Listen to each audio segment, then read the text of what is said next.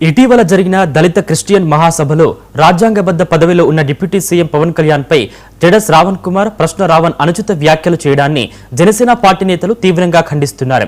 ఈ నేపథ్యంలో జనసేన నాయకులు Cheepurupalli police station house officer కి ఫిర్యాదు అందజేశారు. రాజకీయ విమర్శలు చేసే హక్కు అందరికీ ఉంది, కానీ మతం పేరిట కులం పేరిట సభలు నిర్వహించి ఆ వేదికను రాజకీయ దుష్ప్రచారానికి వాడుకోవడం సిగ్గుచేటని జనసేన నేతలు అన్నారు. డిప్యూటీ సీఎం వంటి బాధ్యతాయుతమైన పదవిలో ఉన్న వ్యక్తిపై ఇలాంటి అవమానకర వ్యాఖ్యలు చేయడం చట్టరీత్యా నేరం కాబట్టి జడ శ్రావణ్ కుమార్ ప్రశ్న రావణ్ పై తక్షణమే చట్టపరమైన చర్యలు తీసుకోవాలని ఫిర్యాదులో కోరారు. అతను నాలికి కోసి పవన్ కళ్యాణ్ గిఫ్ట్ చేస్తామని చెప్పి మాట్లాడడం మరి మాజీ జడ్జి అని చెప్పుకోవడం ఎంతవరకు కరెక్ట్ అని అడుగుతున్నాం. ఎందుకంటే ఒక జడ్జి వాదలో ఉన్నాయని చెప్పి ఇలాంటి మాట్లాడొచ్చని నేను అడుగుతాను. ఇమీడియట్ గా జడా శ్రావణ్ కుమార్ మటుకు అరెస్ట్ చేయాలి. ఎందుకంటే ఇలాంటి తప్పుడు సమాచారాన్ని పెద్దల్లో తీసుకెళ్లకూడదు.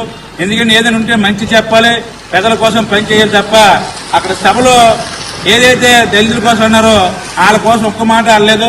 ఆ సభ పెట్టింది కూడా ఏకం పవన్ కళ్యాణ్ గారిని టార్గెట్ చేసి పవన్ కళ్యాణ్ గారిని ఏదైతే కించపరిచే మాటలన్నీ కూడా ఆడారు.